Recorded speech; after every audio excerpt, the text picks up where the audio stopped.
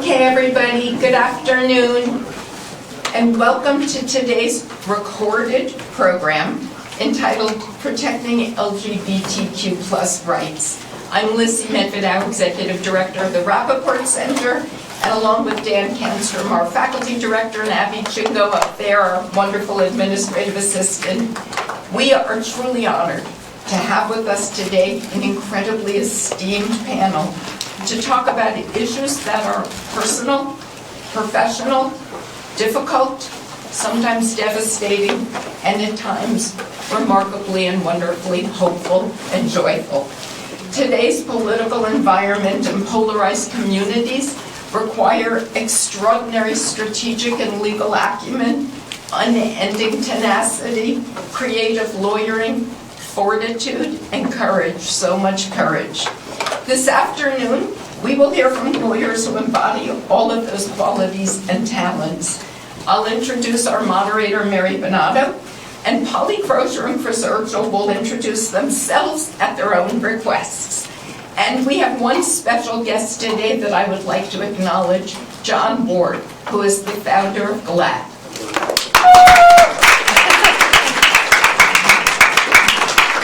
Mary Bonauto is a 1987 Northeastern Law graduate and an icon to many of us. She is the Senior Director of Civil Rights and Legal Strategies at GLBTQ Legal Advocates and Defenders, formerly GLAAD, where she's been since 1990. She has argued in state and federal courts across the country on virtually every civil rights issue affecting LGBTQ+, transgender, and non-binary people, including marriage, public education, jobs, discrimination, and all aspects of family law.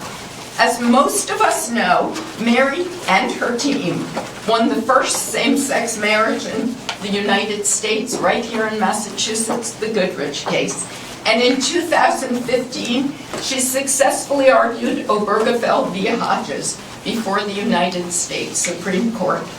Not only do we recognize her as a legal icon, but so did the MacArthur Foundation, awarding her a MacArthur Genius Award, Mary, in 2014 for her, quote, path-breaking early work representing LGBTQ people, unquote. I should admit right now that I am a total fangirl of Mary Bonauto's, and I have been wooing her to come to BC Law for over a year. And as most of you know, I am retiring at the end of December, and I consider getting Mary Bonauto to come here to do this program is a final coup. So I am very honored. Thank you, Mary, for being here and for all you have done and continue to do zealously for all of us across the country and really the world. Polly and Chris, we are honored to have you here with us as well. I've known, so I don't want to minimize Polly and Chris, I've known Polly for many years, really over 20 years now. She is a Boston College Law School alum who you can all see in the hallway right outside of the dean's office. Her photograph is there as one of our most notable graduates. Chris, I was just with my very dear friend Beth Cohen on Thursday at Western New England University Law School, who sings your praises deeply. So anybody who Beth sings praises is certainly wonderful. Before I hand over the microphone to Mary, Polly, and Chris, I want to remind you all that tomorrow, the Rappaport Center and the BC Law Library is hosting a celebration of Professor Mike Cassidy's book launch for his Mystery, which is completely a fun read, tomorrow in Barrett House from 4 to 5 with refreshments, of course. And then on Friday, November 15th, all afternoon, we are holding a Reentry Initiative Symposium with amazing panelists. I will tell you more about it later in the week. And now, please welcome Mary Bonauto.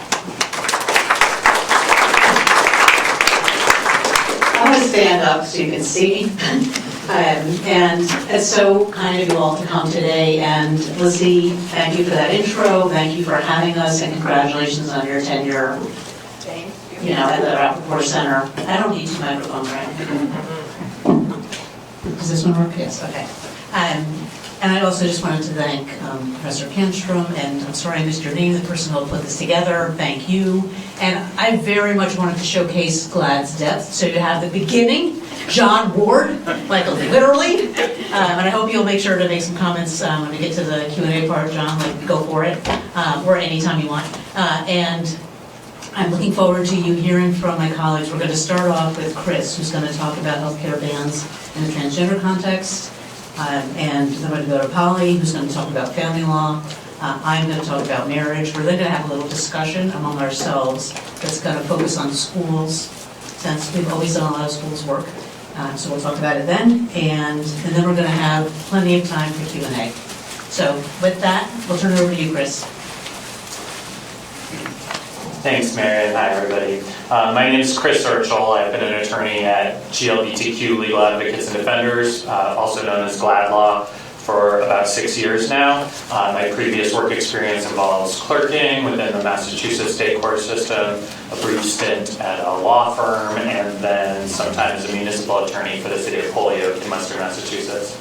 My work at GLAAD Law involves litigation and legislative work, mostly around challenging barriers to access to medical care for transgender people and upholding the rights of LGBTQ students to equal educational opportunities. A significant portion of my work is centered in neighboring New Hampshire. So I'm going to present on issues related to healthcare. As I mentioned before, much of my work centers around access to essential medical care for transgender people, including where employers deny benefits for gender transition medical care and where state governments block access to medical care. One of the most important cases that I've ever had a privilege to be a part of is the challenge to Florida's ban on medical care for transgender adolescents, and never before seen restrictions on adult care for transgender people. So we litigated that case, Doe versus Latipo, in 2023, with the trial taking place in December of last year. And the Supreme Court is set to hear a case this session, Skirmetti, and I'm going to lay out some context and some background information about this really important case. First of all, back in 2021, the state of Arkansas passed the first ever ban on access to medical care for transgender adolescents. The next year, 1 year later, the state of Alabama also introduced and passed a similar ban on medical care. And soon after each of those bans was passed, challenges were brought in those states, claiming that those laws are in fact unconstitutional because they single out transgender people for unequal access to medical care. And since that time, since the early challenges in 21 and 2022, the early bans in 2021 and 2022, and then some efforts by the Texas state government to start going after people who are seeking access to medical care. Since then, these bans on medical care have proliferated across the country, and at this point in time, about half of the states have total bans on access to medical care for transgender adolescents, which is startling because it went from 0 states just 5 years ago to now being over half of the states. And challenges have been brought in many cases, again, starting with Arkansas and Alabama, the early adopters, but then challenges were brought in Florida, Tennessee, and other states as well. And nearly everywhere where there's been a challenge to one of these laws, a preliminary injunction has been issued by the federal district court, because in fact these are seen as likely unconstitutional bans to access to medical care. And there have even been 2 permanent injunctions, both in Arkansas and in Florida. The preliminary injunction in the Arkansas case was upheld by the 8th Circuit, but 2 preliminary injunctions were reversed by different circuit courts. One in the 11th Circuit, that's the Alabama case, and then one in the 6th Circuit, and that's the Tennessee case. And so here we have a circuit split, and we know what that means. So just to be clear, the theory has been the same, more or less, in all of these cases, the theory of how we are litigating against these bans on medical care. Straightforward equal protection challenge to sex-based classification, and it's clear on the face of these bans that they are classifying based on transgender status, which is a sex-based classification, and so therefore it violates the right of transgender people to have equal protection of the laws. The one big exception is the case that I helped litigate in Florida, where we had to make a shift in our approach because of a negative ruling in the 11th Circuit, and instead we made an equal protection claim that was based on invidious discrimination and animus, which is it gets a little bit complicated, but I want to focus mostly on why these laws violate the right to equal protection and why the decisions in the 6th and 11th Circuit that held to the contrary are wrong. So these laws, they single out transgender people, deny them access to essential care, and it's solely based on the fact that they are transgender. And because transgender status is a sex-based classification, these laws ought to be subject to heightened scrutiny. And because the medical care at issue is established medical care and evidence-based medical care, these laws cannot survive heightened scrutiny. So to understand the underpinnings of this legal theory, I want to back up to a case that was decided in 2020, which is Bostock versus Clayton County. And this is a monumental, important case for LGBTQ people. It's a case where the Supreme Court held in a 6-3 decision in 2020 that LGBTQ people, if you discriminate against LGBTQ people in employment specifically, then you are necessarily discriminating against them based on sex. So therefore, laws that prohibit sex discrimination also prohibit discrimination based on LGBTQ status. That is the central holding of Bostock. So Bostock was a Title VII case that dealt with termination of employment. But the principle that underlies it, the ruling that Justice Gorsuch wrote very clearly about, applies more broadly, because what Judge Gorsuch said, or what Justice Gorsuch said, is that any time that you are making a determination about somebody's access to employment or anything else, anytime you are thinking about whether they are transgender or thinking about whether they are gay or lesbian, you are necessarily taking into account that individual's sex. And if you are taking into account that individual's sex and then making a determination on that basis, then it is necessarily going to implicate sex discrimination, okay? And so this is all really important because what the Supreme Court has now teed up to here is a challenge to these medical care bans. And it was only 5 years ago or 4 years ago that the Supreme Court decided Bostock. It'll be 5 years next summer when we're likely to see the decision in this upcoming case, Kermeti. And it's just really important to focus in on the fact that only in 2020, the Supreme Court in a 6-3 majority said that discriminating against transgender people is a form of sex discrimination. And that question is going to be before the court again in the upcoming Kermeti case. So when the 6th Circuit and the 11th Circuit reversed preliminary injunctions on the challenges to the medical care bans in Tennessee and in Alabama, what those courts said, instead of addressing the Bostock issue that I just discussed, what the court said is that those laws don't, in fact, single out transgender people. They don't discriminate based on transgender status. Instead, it's just routine regulation of medical care that state governments engage in routinely. And that is plainly wrong. And I am going to try to explain to you why. The reason that that's wrong is because in order to know if somebody is subject to these medical care bans, in order to know if someone ought to be denied medical care because of these bans, you have to take into account whether or not that person is transgender. Meaning, if you wanted to ask, well, is this prescription for puberty blocking medication, is that approved or not approved by this state ban? The question relies on whether or not the person that you're treating is transgender. Same thing with hormone medication, testosterone medication, or estrogen medication. You have to ask yourself, is this person transgender? And if the answer is yes, then they're banned from that medical care, so therefore it is a transgender status-based classification. The 6th and 11th Circuit said, no, it affects transgender people, but it's not based on the fact that they're transgender, that they're denied access to medical care. And so that is the argument that's going to be put forward by the states before the Supreme Court.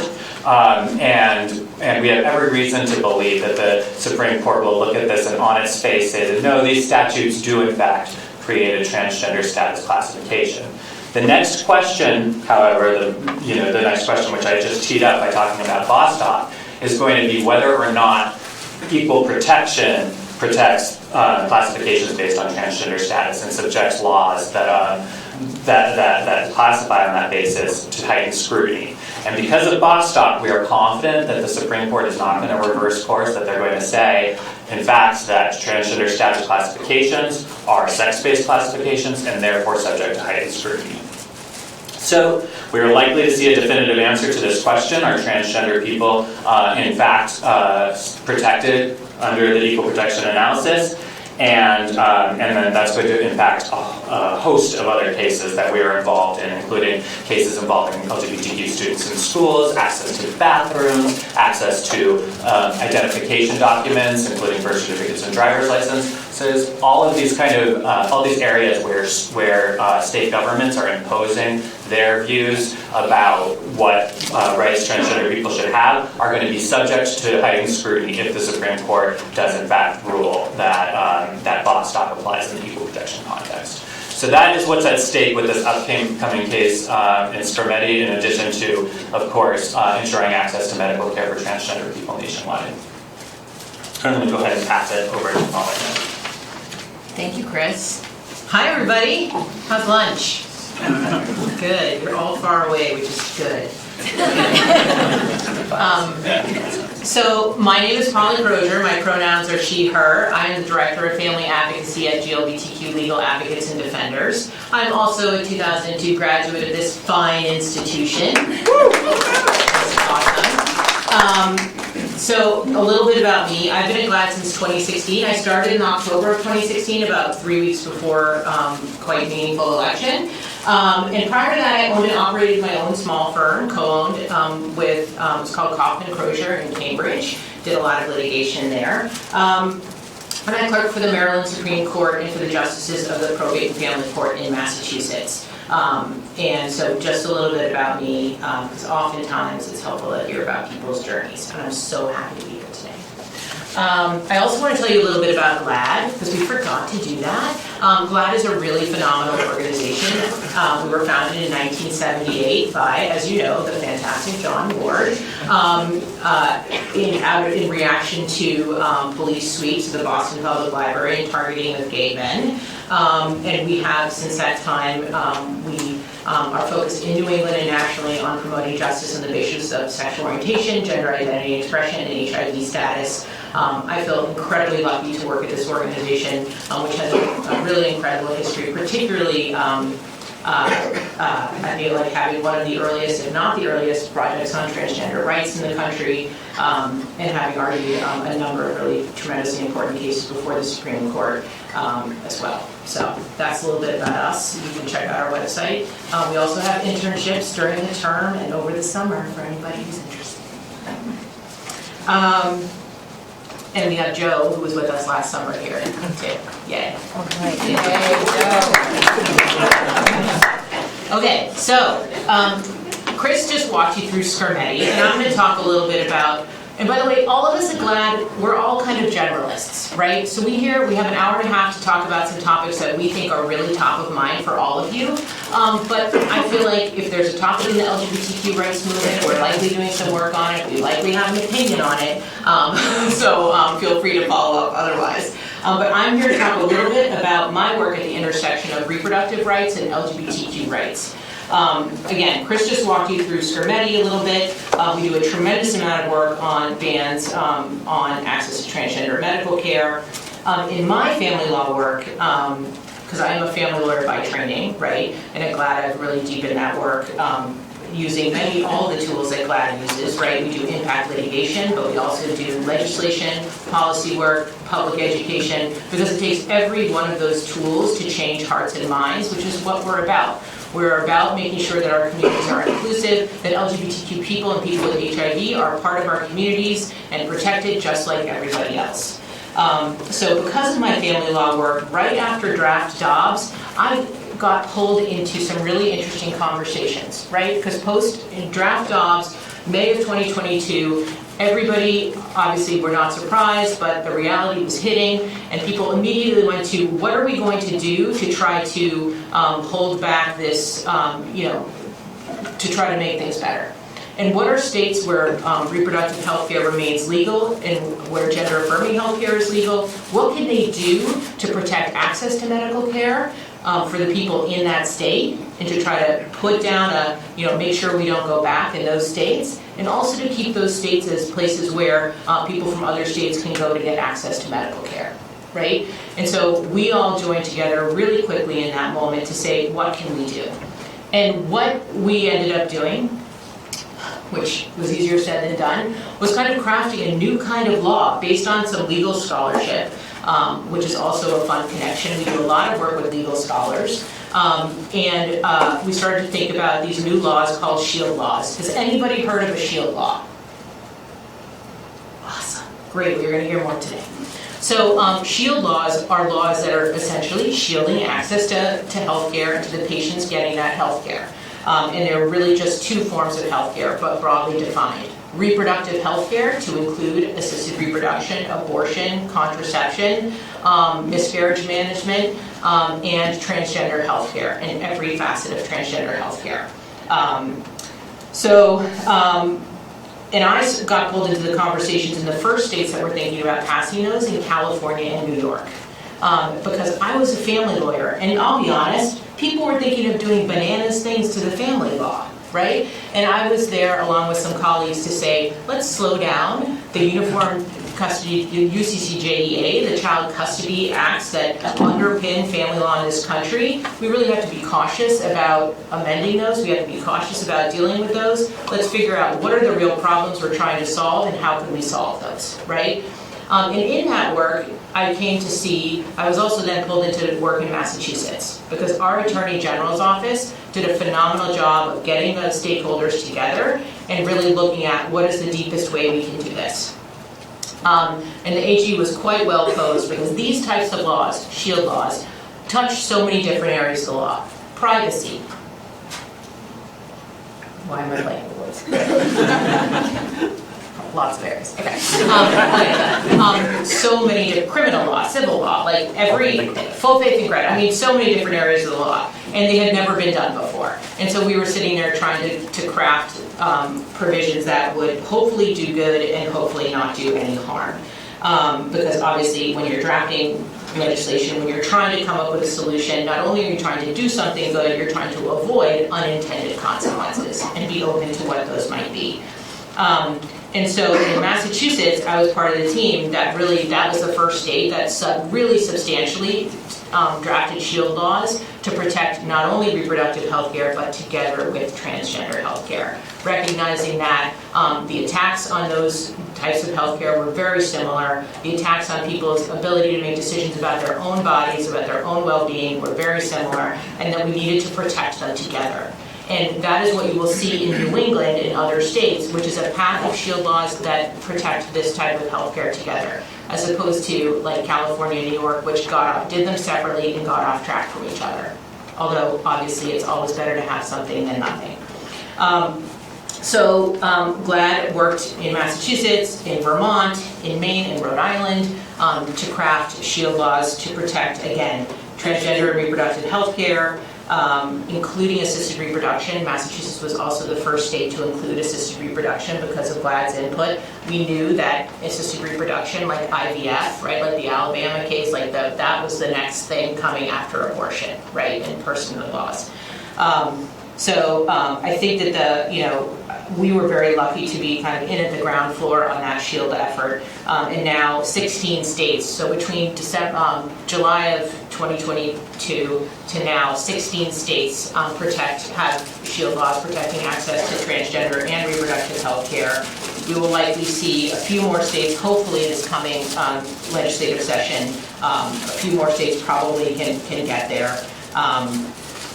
Just to say that, Chris is talking a lot about litigation and how we're going to stop trans healthcare bans in the courts, and there's also a lot of work happening on the ground in state legislatures to promote access and also to create an environment where people care about transgender people.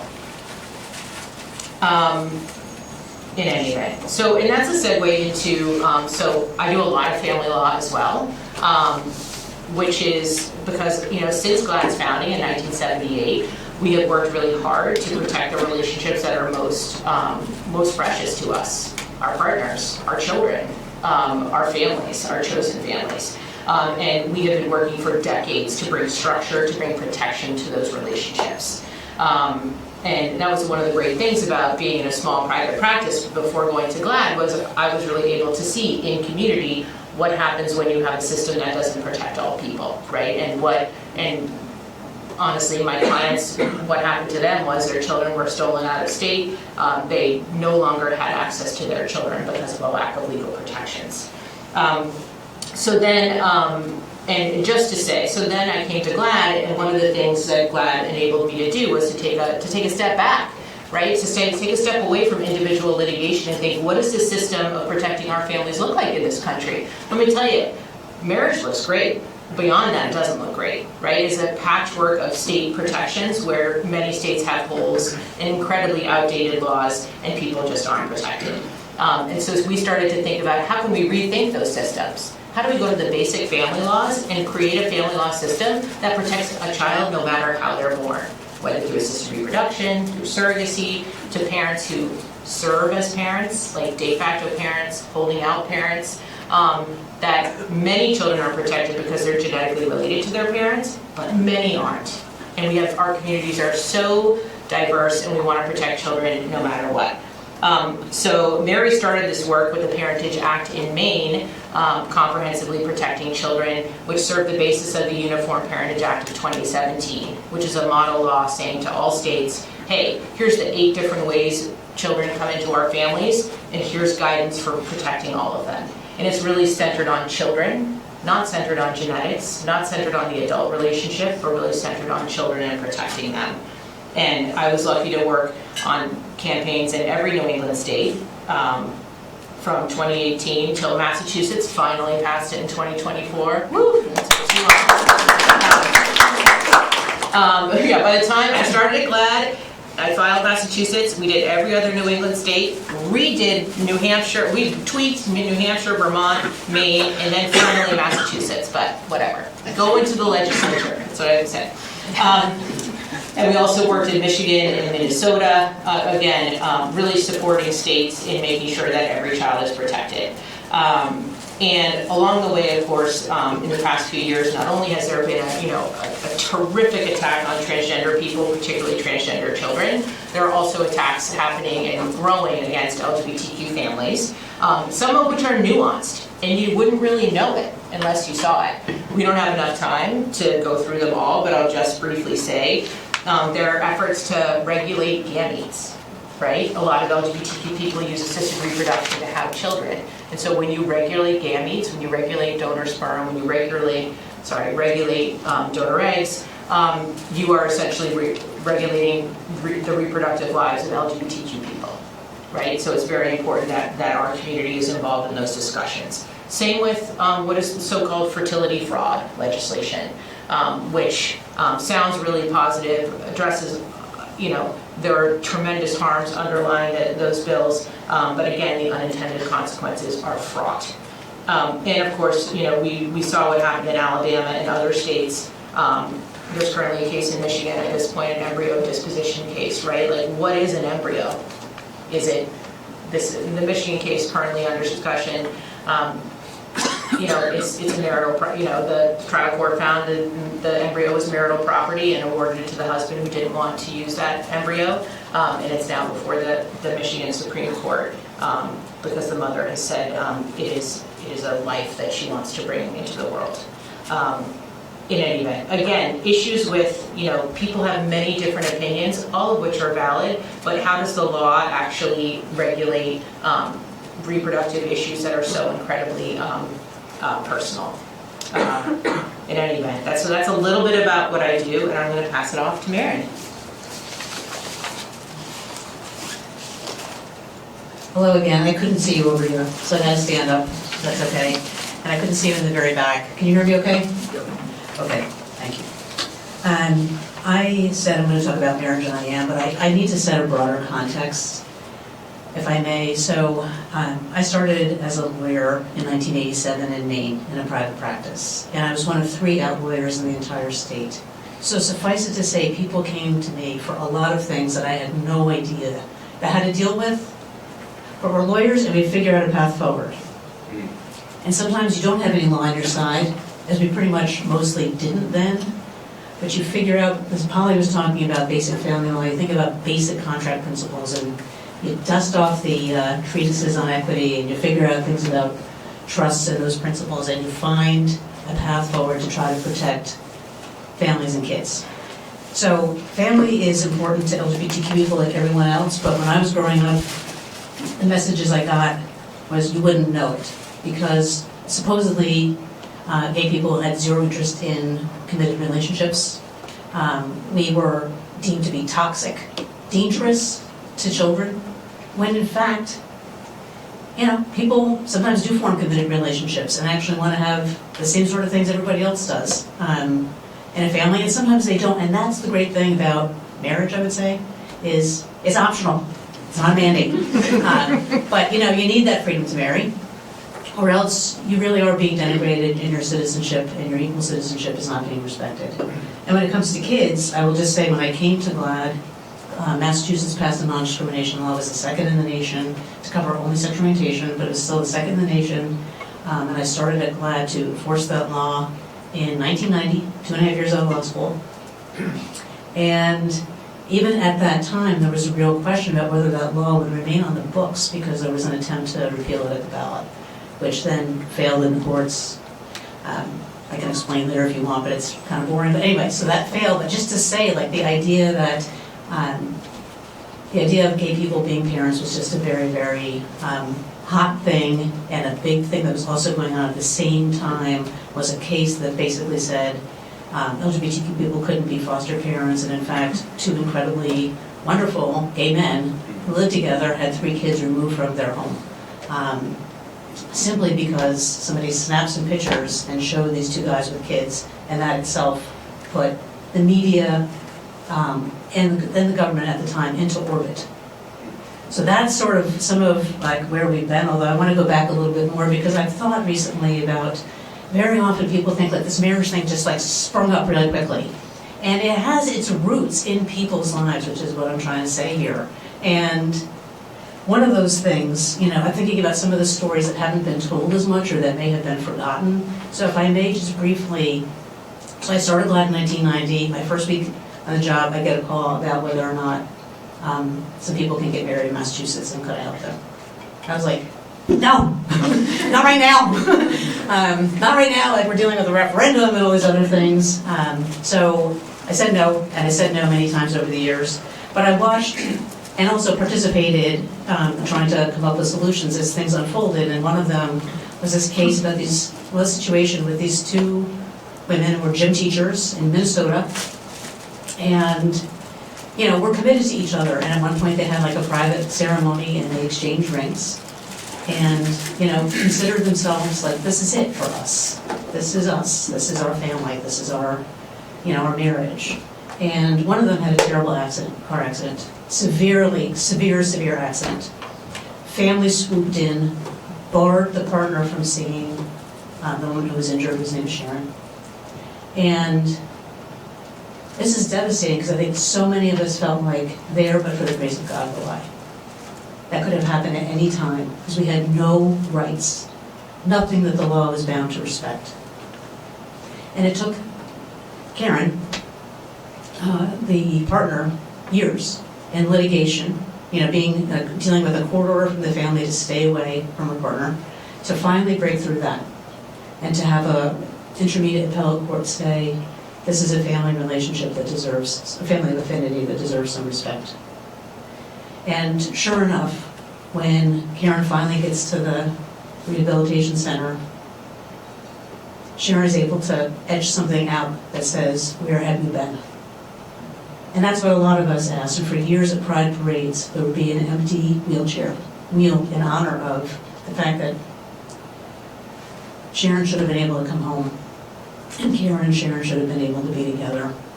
I also want to just tell you from my early years in private practice that, it's 1987, 88, 89, the AIDS epidemic is raging.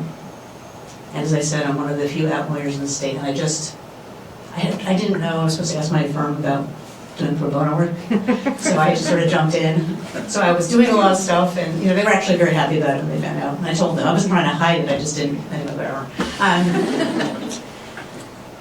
So you get these calls, like literally from payphones, that were not, they all sort of revolved around, my boyfriend, my partner just died, and his family is here, and they're taking everything out of our apartment.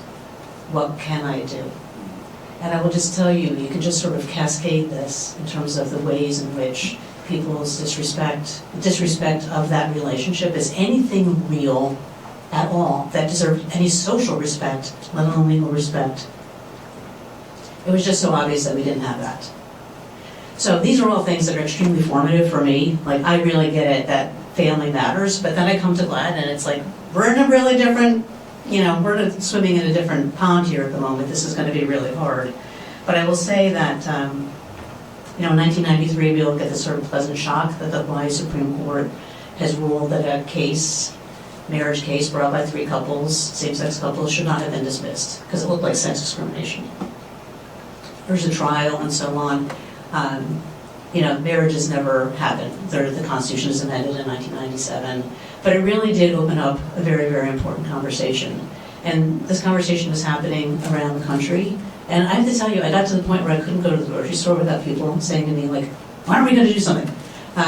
We should do something about this. And, not everybody wants to marry, as I've already said, and there are definitely critiques of marriage out there. But it is also, I think, a really personal choice. And it shouldn't be made by the government blocking us all from being able to make this profound personal choice and commitment that other people can make. So there was Hawaii, and I will just say to you that as that was sort of unfolding, we brought a case in Vermont under the state constitution with Beth Robinson and Susan Murray. Beth Robinson is now a judge on the Second Circuit. And one sort of, hey, you can get an equivalent system up there, which became civil unions, and was sort of a bridge to thinking about our relationships more broadly. And then, as I'm sure already know, in November 2003, the Massachusetts Supreme Judicial Court ruled 4-3 in Goodridge versus Department of Public Health that same-sex couples have the right to marry as a matter of liberty and equality under the state constitution. They broke that historic barrier, and there was no going back, except that people tried to drag us back, and it took 2.5 years of incredible effort and lots of discussion and sort of a teach-in about who are LGBTQ people, what are our relationships, who are we in the community, like all that going on for 2.5 years as there are different efforts to amend the Constitution to take away Goodridge and take away the right to marry. But we, in June of 2007, went with more than 3/4 of the legislature convened in a joint session at Constitutional Convention, reject that measure. And it was over. And marriage was here to stay. And then you started seeing more states under their state constitutions doing some of the same thing, in their own way, ruling. And you started seeing more legislatures, in New York and New Hampshire, Rhode Island, also enacting marriage. And we felt at GLAD that with all of this, it was time to address another inequity, which was the Federal Defense of Marriage Act, which basically took anybody who was married, including all these married people in Massachusetts, and said, fine, your marriages are what they are for the state level, but no, you're not filing your taxes into marriage filing jointly. no, you can't count on Social Security survivor benefits for the low earner, et cetera, et cetera, et cetera. And, families felt fractured. It was really weird to have to do 2 sets of income taxes and undo what you did for your state, for your federal. In any event, we won that, like the big we, because the case that actually went forward was not our case, even though we had won the first case in a court of appeals. But Edie Windsor, some of you may have heard of her. She's quite a personality. So it was her case that took it over the finish line. And I will just say that case, again, where it's like there's over 1,300 protections baked in for married couples under federal law, and you're just going to say, no, you married gay people, you can't do this. It really hit a chord. It really looked like what it was, which was blatant equal treatment that couldn't be justified. And that's what the court ruled, and a lot of people read the words, but heard the music in the Windsor decision. And I will tell you then, this is 2013, all hell broke loose, in the sense that people were like, I want to bring a case. I want to bring a case. We had over 100 cases pending at one point before the Supreme Court granted cert. These were cases about, we were married, but, now they're telling me I can't inherit, et cetera. All kinds of things that were very concrete, as well as challenges to state marriage bans, of which these bans are still in the books, they're just not operative, which exist in about 30 states. Constitutional bans on same-sex couples marrying, and some of them go much further. So that's sort of some of the wind-up about how we got where we are. But I wanted to say that brings us to Obergefell. So essentially, as all of this was happening, there was circuit after circuit that was ruling in favor of same-sex couples, again, following on positive district court decisions. And that runs into a roadblock with the Sixth Circuit, Michigan, Tennessee, Ohio, Kentucky. And I represented, we've been brought into this case earlier, some people in Michigan. These were 2 women who were nurses. One was emergency room, one was like pediatric intensive care or whatever, and they saw all these young kids and families in their hospitals, and they decided that they wanted to bring kids into their lives, so they started working with the state to try to adopt some of the children. And the first child they adopted, people were like, take this child because this child's going to die and you can care for this child. This kid is thriving. Okay, this kid is like, I think, close to 18 at this point. And they adopted 4 other children who, again, had no home and nowhere to go other than to state care. And it was very moving to this judge. Well, I should have been back up. Okay, so they really wanted to get married, and they felt like they really needed to have 2 parents for their kids. But under Michigan law, only 1 person could adopt. So what happened to that 1 person? They died. Like, then the kids go back to state care again. Not okay. So they challenged the adoption statutes. Eventually they challenged the marriage statutes. There's a whole trial about whether kids who are raised by same-sex couples are going to be okay. Judge looks at all the evidence. There's experts from both sides. It's like, yeah, what matters, and this is what the expert consensus is, what matters for child rearing is the quality of the relationship between the child and the parents. When there's a strong relationship, kids do well. Yeah, resources help, but that's really what the key is the quality of the relationship, good boundaries, and that kind of thing, not your sexual orientation, and so on. So anyway, so there we are. We represent these people, goes to this, losing the Sixth Circuit. Everybody, from all these other states, we're all like one big party at the Supreme Court, now under the name of Obergefell. And, we win. Equal protection, due process, not a shocker, right? Like, the right to marry has been around for over 100 years. It's actually recognized in the law, even though it's not enumerated in the Constitution. And then equal protection as well. Here's this thing that's the central, like a foundation, a keystone in our social and legal order, and you're saying just these people can't participate in it.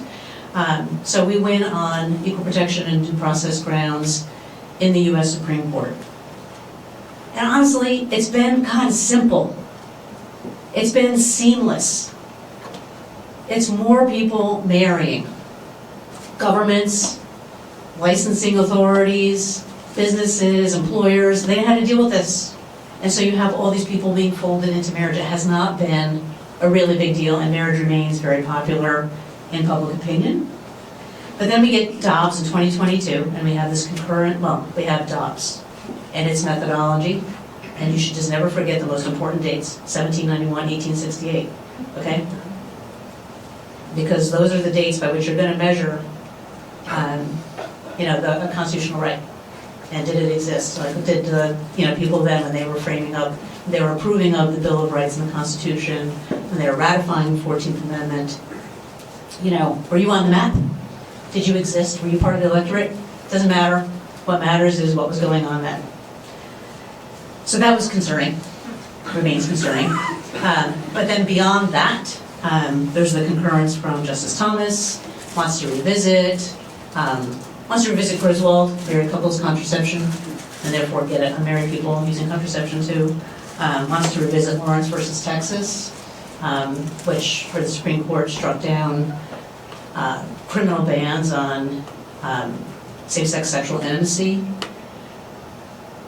And, by the way, in that case, Justice O'Connor, who had been on a previous case, basically upholding these kinds of laws, said this is an equal protection violation. We don't regulate and criminalize the intimate sexual activity of different sex couples. We shouldn't be doing it here. It's a liberty.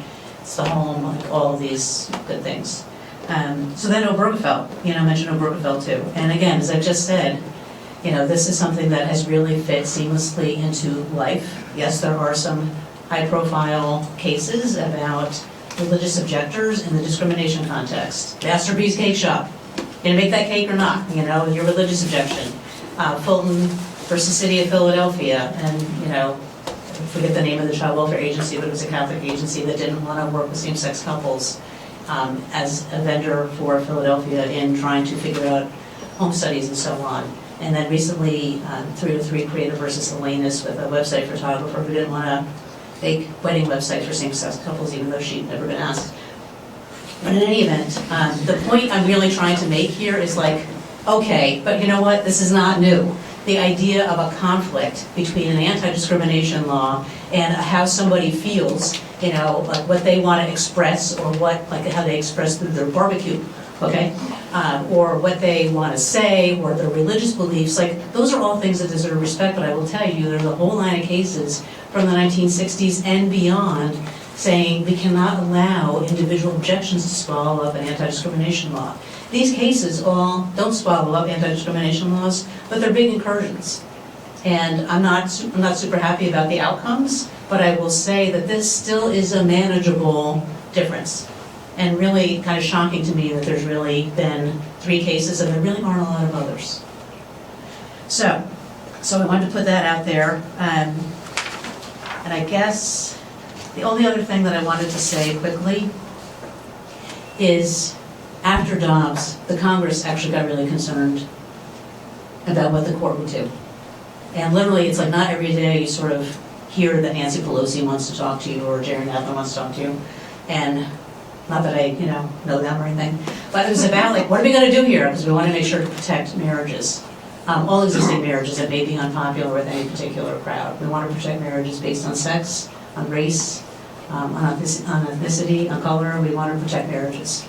And so what came about was dusting off an old bill that our team had worked on with DOMA and revising it to basically create and then negotiate for months, although it was really Senator Baldwin and Senator Collins who were the point persons here to achieve something called the Respect for Marriage Act, which was passed with 61 Senate votes. You know how that hard that is? And the Respect for Marriage Act is now law, and among many other things, what it says is if somebody's married and their marriage was valid or celebrated, other states are going to respect that going forward. And we can do this under our power, under the Full Faith and Credit Clause, which allows Congress to prescribe the effect of a matter that's subject to full faith and credit. So I just want to say, I find it kind of remarkable that even with this contestation, you could find the United States Congress moving forward and coming to agreement and saying, let's leave this contest behind us. So anyway, that's going to be a road ahead, and I think we all know that there are people who would like to try to undo Obergefell, and I will just say my position on it is this. It would be outrageous. Something that has worked so well to provide stability and security for families and for kids, and that's been seamlessly integrated into our society with more people marrying. Like, why would you do that? Why would you disrupt that? But there may be answers to that question that I'm not familiar with. And we may find out, we may have the chance to have that argument. But my hope would be that they wouldn't even take the case. And if they do, we are going to be ready.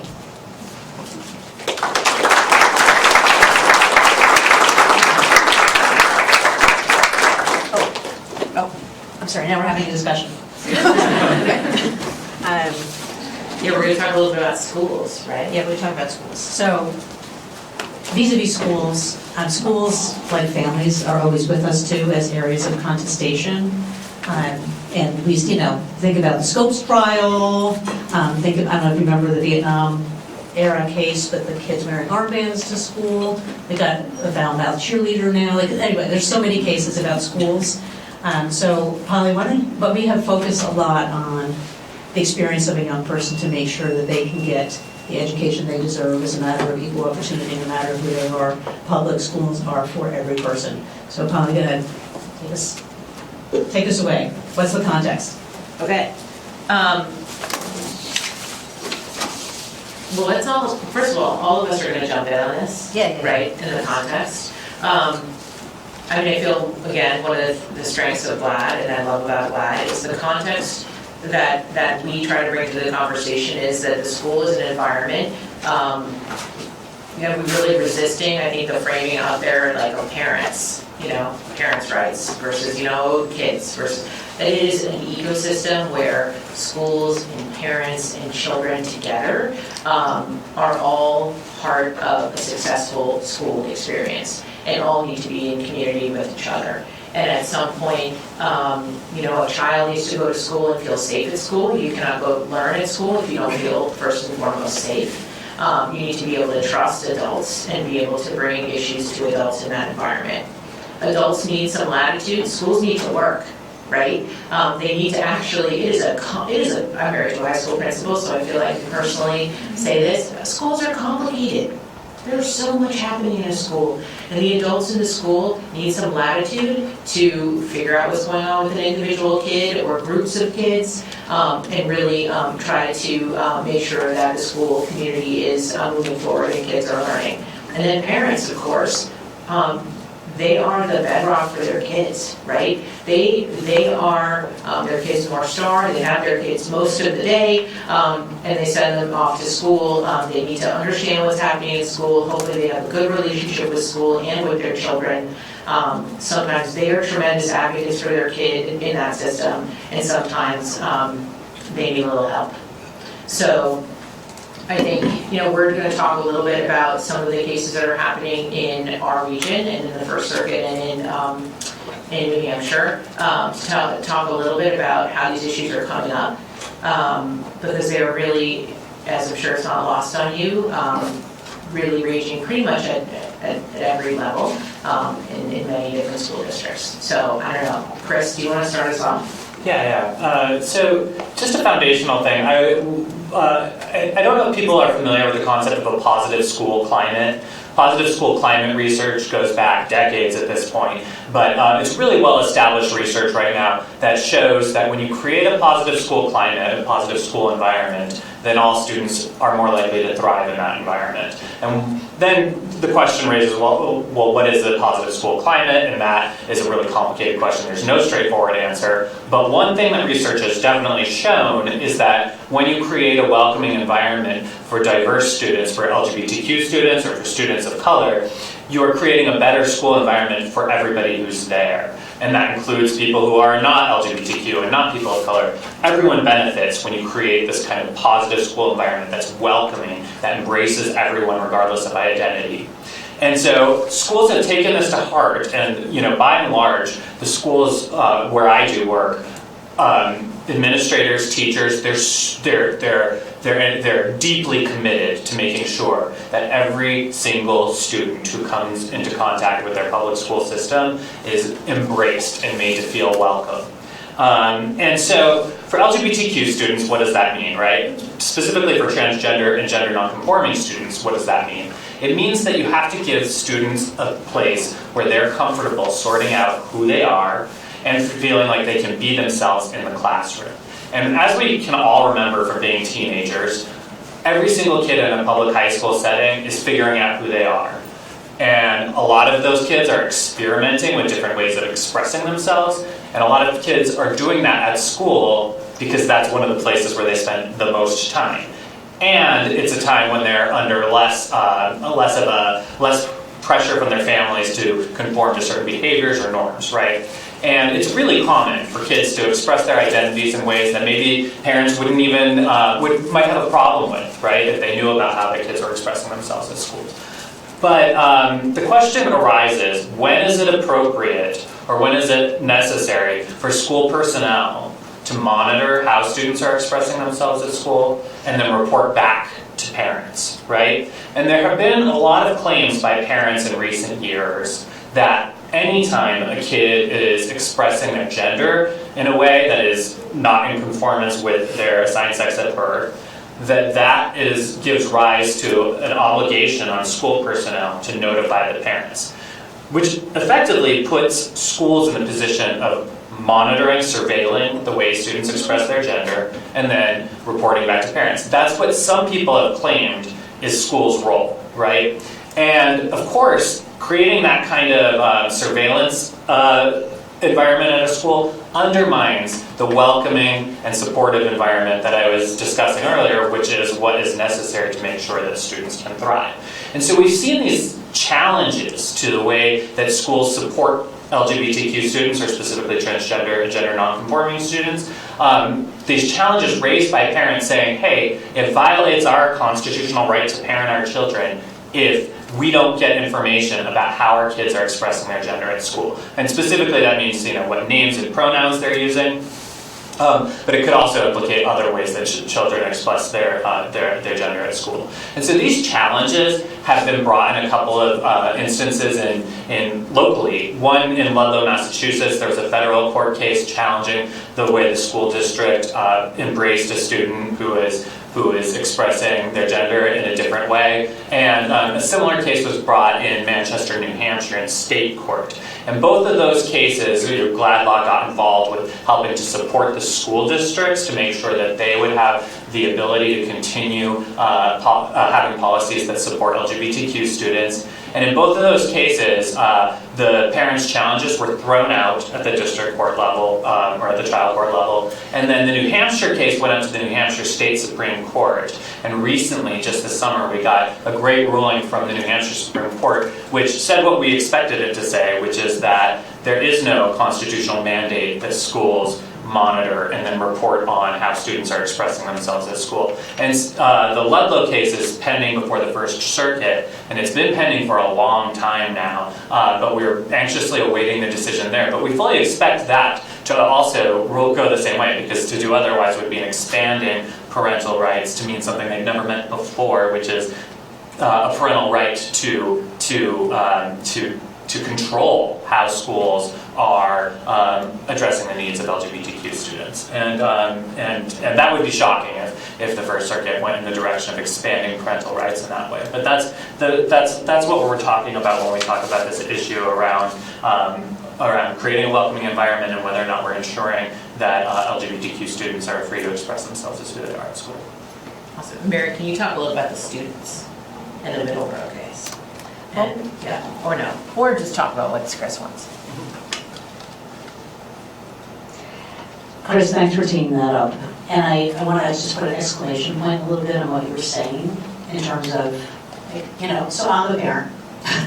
And, it's not like I'm not curious or wasn't curious about what's going on with my kids at school, definitely. And parents do have rights. And I will just say that in New England and around the country, we've been seeing so many efforts by some parents' groups to say, we want to reform all laws so that we can come in basically and approve of your curriculum or opt our kids out of it and like it. We want to see all the resource materials you relied on to develop this curriculum. We want to get And in addition to surveillance, and I think what I wanted to say is when you talk to school people about this, they're like, oh my gosh, we would love more parental involvement, okay, because normally they don't get it. That's one thing. The second thing is like, yeah, our first thought every time is we would like to reach out to the parent because we know parents are so important in kids' success. Some are going to be on the job for that and some are not for any number of reasons, right? So there's this sort of dichotomy, false dichotomy out there between like schools versus parents. And I don't see it, but I do see that there's people who really want to sort of change the nature of the relationship between parents and schools, using the idea and the articulated standard that parents have fundamental rights to direct the care, upbringing, and education of their children. Education so far having been interpreted to mean you can pick what school your kids go to now grab onto that and to say it means we can say all the things I just said. We have a right, constitutional right to review the curriculum, to weigh in on the curriculum, etc. And one of the things that I found as an advocate is I was trying to actually put the word out to parents about how many rights they already had, to what they could review and how and what the process is. Like there's a law called the Protection of the Pupil Rights Act. It actually is really extensive. It's something I think people should do agree on about. Yeah, there's certain defined rights that parents absolutely have to have, certain kinds of information.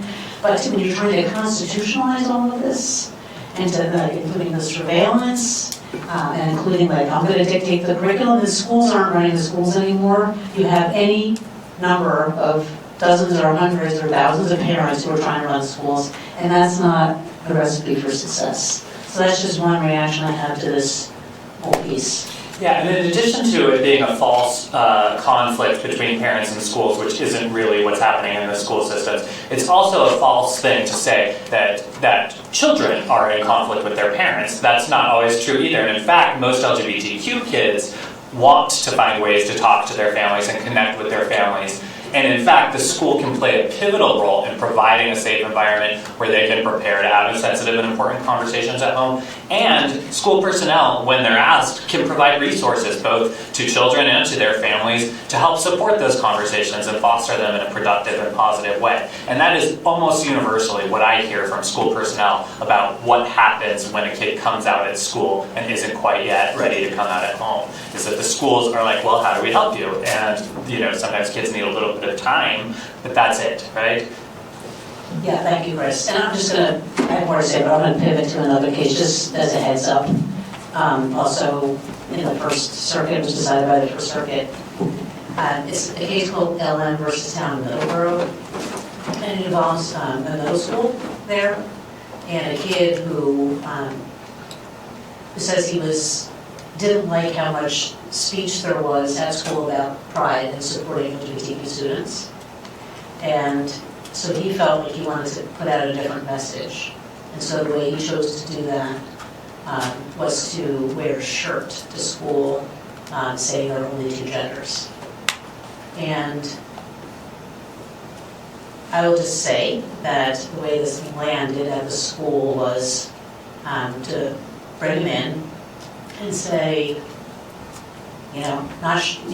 being concerned about how the shirt was going to land with other students, and asking him to either take it off or to go home, not punished. And he chose to go home.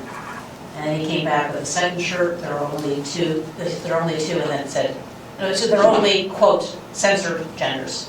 He was asked to take off that shirt too. And so his legal argument, so he was, again, he couldn't wear the shirt.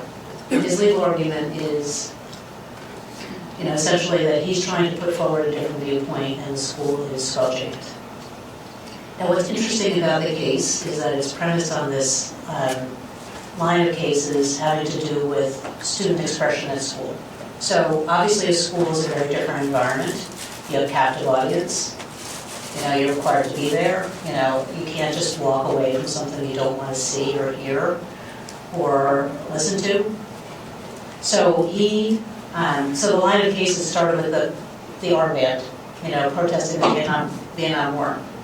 And the Supreme Court said, yeah, it's going to make some people upset, but you have to allow the kid to wear it. And the only way you would want to suppress student speech if it was going to create substantial disruption to to the learning environment, the education environment, and that's been interpreted roundly as a forecast of disruption. So now I just want to rewind to what happened in that first conversation, because these administrators who submitted affidavits at the preliminary injunction stage, they had quite a story to tell about their own experience as administrators in schools dealing with transgender students and the harassment they felt. And there had been a suicide, I don't know what the circumstances were, nobody does, of a child in this middle school the previous summer. And there had been a survey that the school did because it was worried. It was worried where this was all going before the t-shirt. And there were a lot of kids who wrote in to say they were worried about the situation for LGBTQ students. There's bullying, there's harassment, and so on. So it was that, and that concern about disruption to the learning environment for some students, and one is enough, one student's enough, to say that's their argument, is we really had a forecast of substantial disruption. And so anyway, this issue is teed up at the Supreme Court, the students being represented by the Alliance Defending Freedom, which is probably an organization you've heard of before. They're a sort of big litigator in this area. There's a bunch of them, but they're the biggest. And so we'll see what happens. The town of Middleborough, I think, is doing a great job trying to think about how to navigate this. The First Circuit wrote a very, very fact-specific opinion about what was going on and showing, or at least, the reasonableness of the school's actions in this particular context based on what administrators knew and so on and so forth. But, the student's perspective is, it's all bunk. It's just you don't want to hear my point of view. So we'll see how that goes. But anyway, that's another one that's up there. And I'll just mention briefly, there's a case from the Fourth Circuit where we were amicus about a reading program in the Montgomery County Public Schools in Maryland, and there's a K-12 book track that involves LGBTQ exposure, like board books, all the way from board books on up. And there's a group of parents who are suing about that they want to have an absolute right to opt their kids out of that and not have exposure to that. So curriculum issues come up a lot over the years. We've certainly been involved in a bunch of them in the past. HIV education was a really hot topic for a bunch of years. Important case from the First Circuit on that, called Hot, Sexy, and Safer. That was in the Assembly. So in any event, just wanted to let you know that there's plenty ahead.